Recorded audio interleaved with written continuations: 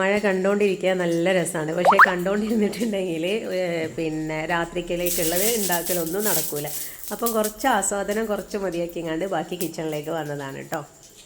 ദോശമാവ് അരച്ചിട്ടുണ്ടെങ്കിൽ രാത്രി കിച്ചണിലേക്ക് വരുമ്പോൾ നല്ല സമാധാനമാണ് കേട്ടോ. അതേപോലെ തന്നെയാണ് രാവിലെ എഴുന്നേറ്റ് കിച്ചണിലേക്ക് വന്നിട്ടുണ്ടെങ്കിലോ. ചപ്പാത്തിയൊക്കെ ആകുമ്പോഴാണ് പിന്നെ കുറച്ചൊരു പണി കൂടുതലാണല്ലോ. അപ്പോൾ ഞാൻ ഇന്നിപ്പോൾ ദോശയാണ് കേട്ടോ. അപ്പോൾ നല്ലോണം കുറച്ചധികം അരച്ച് വെച്ചിട്ടുണ്ടായിരുന്നു. അപ്പം ദോശ ഉണ്ടാക്കാമെന്ന് വിചാരിച്ചു.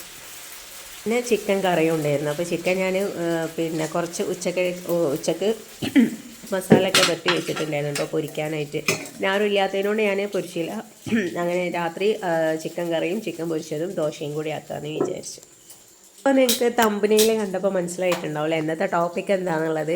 ചിലവ് കുറഞ്ഞ ഭാര്യ. അപ്പോൾ അത് ചിലർക്ക് മനസ്സിലാവും. ചിലർ വിചാരിക്കും അതെന്താ അപ്പോൾ അങ്ങനെ ഒരു ടോപ്പിക്ക്, ചിലവ് കുറഞ്ഞൊരു ഭാര്യ എന്നൊക്കെ പറഞ്ഞിട്ട്. ഞാനും അങ്ങനെ തന്നെയാണ് കേട്ടോ. ചിലവ് കുറഞ്ഞൊരു ഭാര്യ തന്നെയായിരുന്നു ഞാൻ.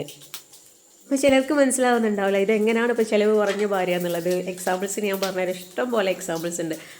അതായത് ഇപ്പോൾ നമ്മളൊരു ഷോപ്പിലൊക്കെ പോയിട്ടുണ്ടെങ്കിൽ നമുക്ക് സംഭവം നല്ല ഇഷ്ടമുള്ള ടോപ്പോ ചുരിദാറോ സാരിയോ അങ്ങനെ എന്തെങ്കിലുമൊക്കെ അവിടെ ഉണ്ടാവും. പക്ഷേ നമ്മൾ വേഗം പോയിട്ട് നോക്കിയാൽ അതിൻ്റെ പിന്നെ റേറ്റ് എത്രയാണെന്ന് നോക്കും. അപ്പോൾ നമ്മളത് കൂടിയ റേറ്റ് ആണെന്നുണ്ടെങ്കിൽ നമ്മൾ പറയും നമുക്കത് ഇഷ്ടമായിട്ടില്ല, അത് വലിയ രസമില്ല കാണാൻ അതാന്നുള്ളത്. സത്യത്തിൽ നമുക്കത് നല്ലോണം ഇഷ്ടമായിട്ടുണ്ടോ. അപ്പോൾ നമ്മൾ പിന്നെ റേറ്റ് കൂടിയതിനോണ്ട് അത് വേണ്ടാന്ന് വെച്ചതാണ്. പിന്നെ അതേപോലെ തന്നെ നമ്മൾ മക്കളെയും കുട്ടിയൊക്കെ പുറത്ത് പോകാമെന്നുണ്ടെങ്കിൽ നമ്മൾ എന്താക്കും, മക്കൾക്ക് ഇഷ്ടപ്പെട്ടത് നമ്മൾ വാങ്ങിച്ചു കൊടുക്കും. ചിലപ്പോൾ അവർ വലിയ ജ്യൂസോ കാര്യങ്ങളോ അങ്ങനെ എന്തെങ്കിലുമൊക്കെ ആയിരിക്കും പറയാം. അപ്പോൾ നമ്മൾ എന്താ കുടിക്കുക, അതിലും ഏറ്റവും റേറ്റ് കുറഞ്ഞിട്ടുള്ളത് എന്താണ് അവിടെ, ഒന്നുകിൽ ചായ ആയിരിക്കും അല്ലെങ്കിൽ ലൈമായിരിക്കും. അപ്പോൾ അങ്ങനെ എന്തെങ്കിലുമാണ് നമ്മൾ കഴിക്കുക.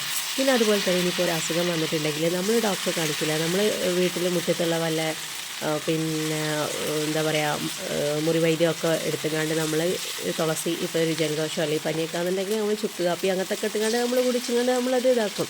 അത്ര പോലും നമ്മളെ ഇതാക്കിയിട്ട് മറ്റുള്ളവർക്ക് ഒരു ചിലവാവരുത് എന്നുള്ള ഒരു ഉദ്ദേശമാണ് നമ്മളെടുത്ത്. ഇപ്പോൾ നമ്മളൊരു ഫ്രണ്ട്സൊക്കെ വിളിക്കുകയാണ്, ഒരു ഔട്ടിങ്ങിനൊക്കെ പോകാമെന്ന് പറഞ്ഞിട്ടൊക്കെ വിളിക്കുകയെന്നുണ്ടെങ്കിൽ നമ്മൾ പറയും ഇല്ല എനിക്ക് ഇന്ന പരിപാടിയുണ്ട്, അവിടെ ഇതുണ്ട് അപ്പോൾ വരാൻ പറ്റില്ല എന്നൊക്കെ പറഞ്ഞുകൊണ്ട് നമ്മൾ മെല്ലെ ഒന്ന് എസ്കേപ്പ് ആവും. നമ്മൾ വിചാരിക്കും വെറുതെ ക്യാഷ് കളയണ്ടല്ലോ എന്ന് വിചാരിച്ചിട്ട് നമ്മൾ വേണ്ടാന്ന് വിചാരിക്കും. അപ്പോൾ നമ്മളിങ്ങനെ എല്ലാ തരത്തിലും നമ്മളിങ്ങനെ സാക്രിഫൈസ് ചെയ്ത് ജീവിക്കും. പക്ഷെ നമ്മളെന്താ വെച്ചാൽ നമ്മുടെ അമ്മമാരിൽ നിന്നൊക്കെ നമ്മൾ കണ്ടിട്ടാണ് ഇതൊക്കെ നമ്മളിങ്ങനെ ലൈഫിൽ കൊണ്ടുവരുന്നത്. നമ്മൾ വിചാരിക്കും അവരങ്ങനെയാണല്ലോ ജീവിച്ചത്, അപ്പോൾ അത് തന്നെ നമ്മൾ ഫോളോ ചെയ്യുക എന്നുള്ള രീതിയിൽ. കാരണം അവർ എത്രത്തോളം ചിലവ് ചുരുക്കി ജീവിക്കാൻ കഴിയും അത്രത്തോളം ചിലവ് ചുരുക്കി ജീവിച്ച ആൾക്കാരാണ്. മക്കൾക്ക് വേണ്ടിയിട്ട് എന്തും ചെയ്യും, പക്ഷേ അവർ സ്വന്തം ജീവിച്ചണോ എന്ന് വെച്ചാൽ അതില്ല.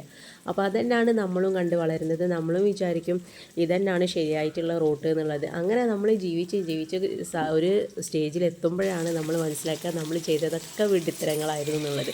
കാരണം നമ്മൾ തന്നെ നമ്മളെ ഹസ്ബൻഡിനോട് ഇത് പറഞ്ഞു നോക്കിയിട്ടുണ്ടെങ്കിൽ അവർ പറയാൻ എന്താണെന്ന് പറയാം, അതിപ്പോൾ നിങ്ങൾക്ക് അതിനോട് ഇഷ്ടമില്ലാത്തതിനോടല്ല നീ അത് അന്നേരം വേണ്ടാന്ന് പറഞ്ഞത് എന്നുള്ളത്. ഇഷ്ടമില്ലാത്തതിനോടല്ല, കയ്യിലുള്ള പൈസ ചിലവാവണ്ടല്ലോ എന്നുള്ള ആ ഒരു ഇതുകൊണ്ടാണ്.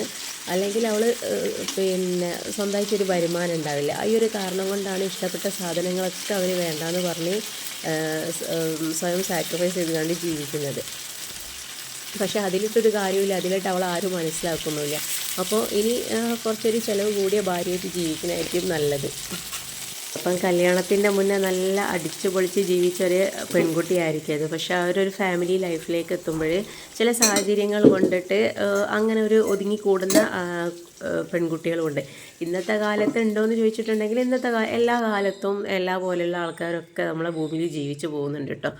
ചില ആൾക്കാർ പിന്നെ എന്താ പറയുക മെച്ചോർഡായിട്ട് കാര്യങ്ങൾ എങ്ങനെയാണോ നീക്കേണ്ടത് അതവർക്ക് മനസ്സിലാവും. ചിലർ വിചാരിക്കും ഇതന്നെയാണ് ലൈഫ്, നമ്മൾ കണ്ടുവരുന്നതാണല്ലോ, നമ്മൾ അതിൻ്റെ ഒരു റോൾ മോഡലാക്കി വെക്കൽ.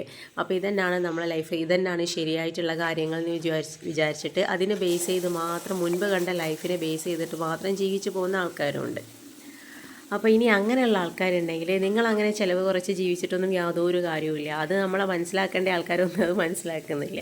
അപ്പം എന്താണോ പിന്നെ നിങ്ങളെ മക്കൾക്ക് എന്താണോ മക്കൾക്ക് ഹസ്ബൻഡ് ചെയ്തു കൊടുക്കുന്നത് ഇനിയിപ്പോൾ ഒരു പുറത്തുനിന്നുള്ള ഫുഡായിക്കോട്ടെ ഡ്രസ്സായിക്കോട്ടെ അതെല്ലാം നിങ്ങൾക്കും പറയാം. കാരണം അവർ പുറത്ത് പോയി ജോലി ചെയ്യുമ്പോൾ നിങ്ങളുടെ ആഗ്രഹങ്ങളും എല്ലാം വിട്ടിട്ട് നിങ്ങൾ വീട്ടിലിരുന്നിട്ട് മക്കളെയും എല്ലാം നല്ല രീതിക്ക് ഡീൽ ചെയ്ത് നല്ല രീതിയിൽ മക്കളെ പഠിപ്പിച്ച് ഒക്കെ ചെയ്യുന്ന ആൾക്കാരാണ്. അപ്പോൾ നമുക്കും അത് പറയാനുള്ള അവകാശമൊക്കെ ഉണ്ട്.